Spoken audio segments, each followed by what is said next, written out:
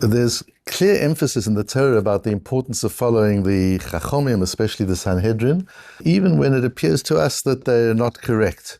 Because Hashem, so to say, bends the Torah to the will of the Chachomim. That's how He gave us the Torah. But still, there's a level of personal accountability that one has to consider. At what point am I responsible for decisions, and at what point can I say, I'm just doing what they tell me? Das Torah, the Gdolim tell me, that's what they tell me, that's what I do. And to what extent am I personally responsible? The way this halacha is given to us in the Torah seems very inflexible and extreme. Al pi Torah she'yurucha v'al mishpat asher yomru lecha ta'aseh. That Moshe Rabbeinu tells us in Dvorim that according to the Torah that they teach you and the law they say to you, you shall do lo tasur midavar asher yagidu lecha yamin u'smol. You shall not deviate from what they tell you, left or right, right or left. Says Rashi, based on the Sifri, afilo omer lecha yamin shu smol v'al smol shu yamin. Even if the Sanhedrin tells you the right is the left and the left is right, that's how sure you are that they're wrong. You've still got to follow them. Certainly when they tell you something that is aligned with what you think. And the Ramban goes further and explains it and says, the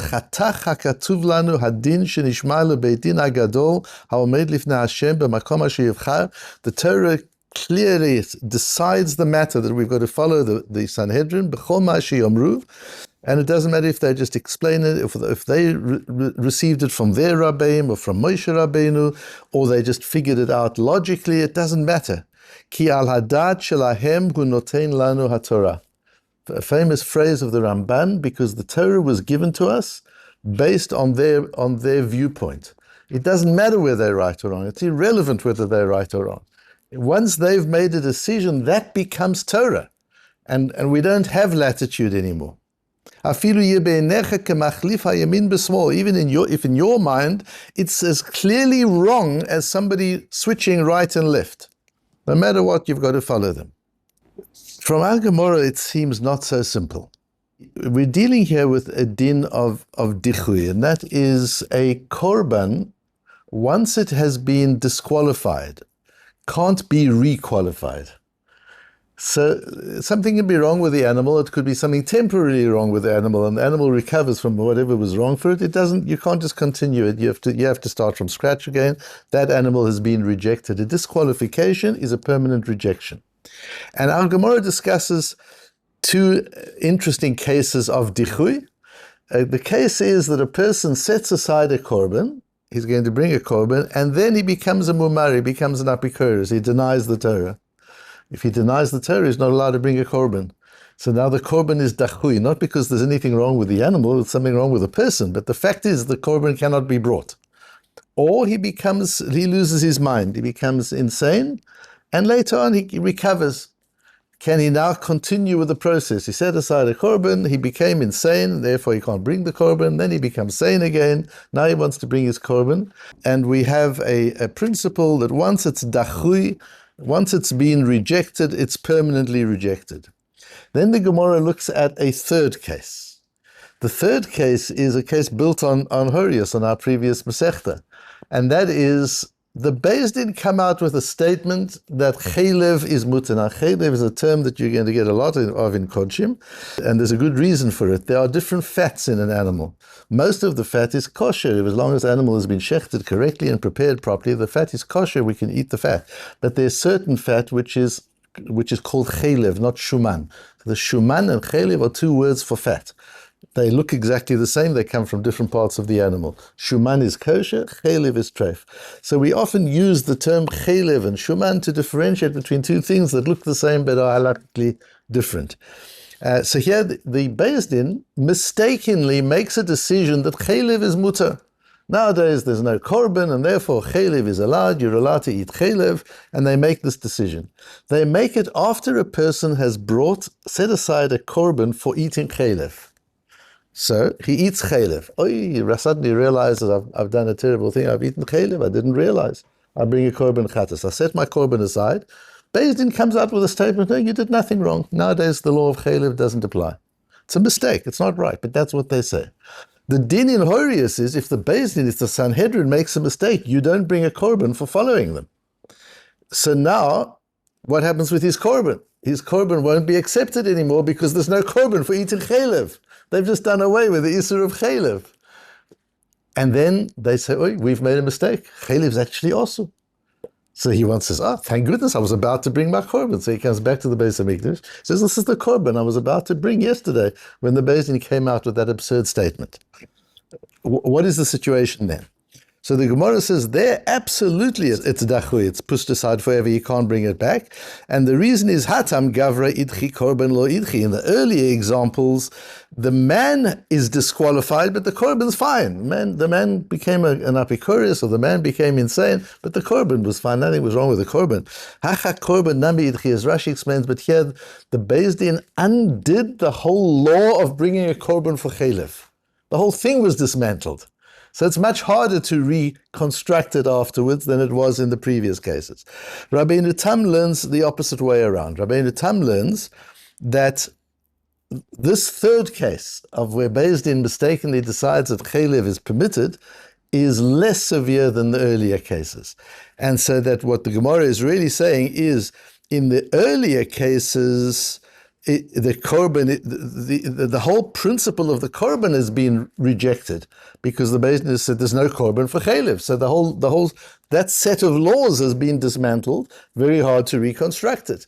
But in this case, it's just gavra idchi. It's just the person who's not allowed to bring the korban, but the korban is not affected. Beis Din made a mistake, but everything else stays the same. When Beis Din recovers from their mistake, everything should carry on as normal. But nevertheless, it doesn't, and that's how the Gemara concludes. Rabbi David Soloveitchik has an amazing observation in this Gemara. Rabbi David, you've heard me talk about Rabbi Meir, my mentor, the Rabbi Meir Soloveitchik. His brother was Rabbi David Soloveitchik, had passed away only a few years ago. And the two of them, together with Rabbi Avram Yeshua, Rabbi Avram Yeshua is the Briskerov's grandson. And he runs one of the Brisker yeshivas, and Reb David and Reb Meir ran the other two of the main Brisker yeshivas in Yerushalayim. Reb David I never met, but they have now published his shiurim. They always focused on kodshim. The Brisker's expertise was kodshim. That's what they learned in the yeshivas. That's what they taught. And his shiurim are now available, and they're magnificent. And he says, if you look at this Rabbeinu Tam in our Tosfos carefully, what you'll see is that he's saying the fact that the Beis Din made a mistake and decided chaylev is mutar doesn't remove the prohibition of chaylev. Everything's still in place. They just made a mistake. And the implications of that mistake is that if you ate chaylev mistakenly, you don't bring a korban chatas because the Beis Din has said it's okay.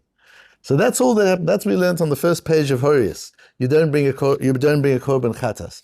But the chaylev is still chaylev. You still did something wrong. You still ate chaylev. It's all still there. Ha'isur yeshno ba'olam v'rak i'efshar lechayev alav.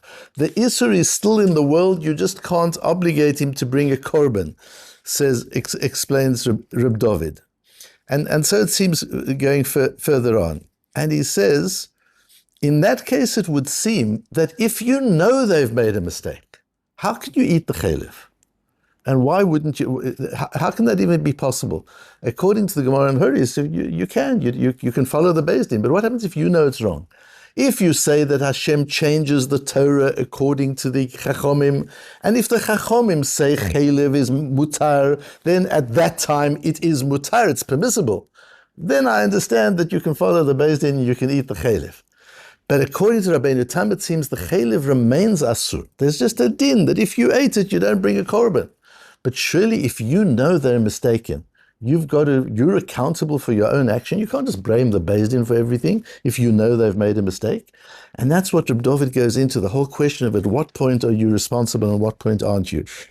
And he brings a Yerushalmi. First he says from the Gemara, and Horius it seems so, and he brings a Yerushalmi which is very specific. The Tani, Yacholim yomru lucha al yamin she'ismol v'al smol she'yamin tishma lahem, says the Yerushalmi, different from the Sifri that Rashi brings or that the Ramban develops. The Yerushalmi says, I might think that even if they tell you right is left and left is right, you've got to listen to them. Talmud loma lalechet yamin u'smol she'yomru lucha al yamin she'yamin v'al smol she'yismol. No, only follow them if they tell you right is right and left is left. But if they tell you something which you know is wrong, you can't just give up your own authority. You can't give up your own responsibility and say, I'm doing it because Beis Din said it's all right. You know it's not all right. You've got to follow your own conscience, not what Beis Din says. That's what the Yerushalmi says. The Yerushalmi isn't that well known. We all know the Rashi. Some of us know the Ramban, but the Yerushalmi is not well known. The Rambam Paskins et La'aloch. It's all based on the Gemara in the beginning of Horius. So Rabbi David explains the difference. There are now two things you can say. You can either say the Sifri and the Gemara in Horius, on which the Rabbeinu Tam is based, disagree with one another. That the Sifri says, even if they tell you right is left and left is right, you've got to follow them. And our Gemara is saying, no, you're responsible. If you know that something's wrong, you've got to follow your own conscience. Or you've got to say, we're talking about a different circumstance. And as we always do in learning, if there's a way of explaining two different views as such that they're not differing, but they're talking about different circumstances, we do that. And Rabbi David goes on to show the difference is as to who the individual is. If the individual is a Talmid Chacham, somebody who's Ra'ui Lohara himself, and he proves this from the Gemara in Horius and from the words of the Rambam, if you yourself are an expert, that's different. Then you don't just follow the Beis Din. If you're an ordinary person, you're an ordinary balabos, you're not 100% sure. You thought this was right and that was left, and the Chachamim tell you the other way around. You thought chelev is asur, but you're not altogether sure. And the Chachamim say it's mutar. But if you're a Talmid Chacham, if you have your own understanding and your own analysis, then you're responsible to follow your own analysis. Asks Rabbi David, but in that case, how can you have a Zaken Mamre? A Zaken Mamre is a Talmid Chacham who disobeys the Beis Din. He doesn't disobey the Beis Din just for fun, he disobeys the Beis Din because he disagrees with him. So why is he a Zaken Mamre? Why is he called an elder who has rebelled? Why is that rebellion? He's just following his own opinion. Based on the Ramban in the Sefer HaMitzvahs, the Ramban in the Sefer HaMitzvahs says if an expert disagrees with a decision of the Sanhedrin, he has to go to them and debate. And if they persuade him that his thinking is wrong, then he has to follow them. He can't remain stubborn and say, but that's what I hold. If he's a Talmid Chacham and he's got reasons, engage in debate with the experts. You're an expert, they're an expert, they have the authority. You're entitled to debate with them. If they persuade you you're wrong, you have to follow them. If they don't persuade you you're wrong, they still paskin the way they want to paskin, they still decide their way, you decide your way. You don't have to follow them anymore. The balabatim, the ordinary people, always have to follow the Beis Din, always what the Sanhedrin says, that's what they've got to follow. But an individual who himself is a Talmid Chacham has the right not to just quietly disobey, to stand quietly in the background and say, that's what the Gedolim say, I disagree. You disagree, go and talk to them. And although this whole principle, we don't have time to go through the Reb David in detail, but I've put it in the source sheet so that those who have the opportunity can learn it thoroughly. Although the principle is specific for a Sanhedrin, it's a universal principle that we can apply in our lives because we fall into this trap so often. One trap we fall into is we're not an expert, but we have an opinion. And we follow our opinion instead of following the experts. That's a problem in all areas of life. If there are experts and you're not an expert, follow the experts. If you are an expert, that doesn't give you the right to do your own thing. If the experts say one thing and you believe differently, say, I believe differently. You believe differently, engage in debate with the experts. Give yourself the opportunity to be persuaded. Be open to that persuasion. If after debating you still hold by your position, that's different altogether, and that gives authority. And that's why when one looks at different viewpoints, one has to be careful. For example, if you're looking at a view in halakha, that somebody states a view, and maybe the majority of people state a view, and you've got somebody relatively important who has a different view, you need to check, has that different view been debated? Has that different view been brought to the fore? Because if it's just quietly, a person sits quietly with his own view and he maybe publishes an article or whatever, that doesn't give it the same authority as when something has been fully debated and conclusions have been reached. If one is an ordinary person, if one is a lay person, follow the experts. If one is an expert and you have a minority opinion, don't just hold stubbornly by your minority opinion. Engage in the debate, become part of the process of evolving the final position of halakha in the case of halakha, or of any area of expertise in other areas.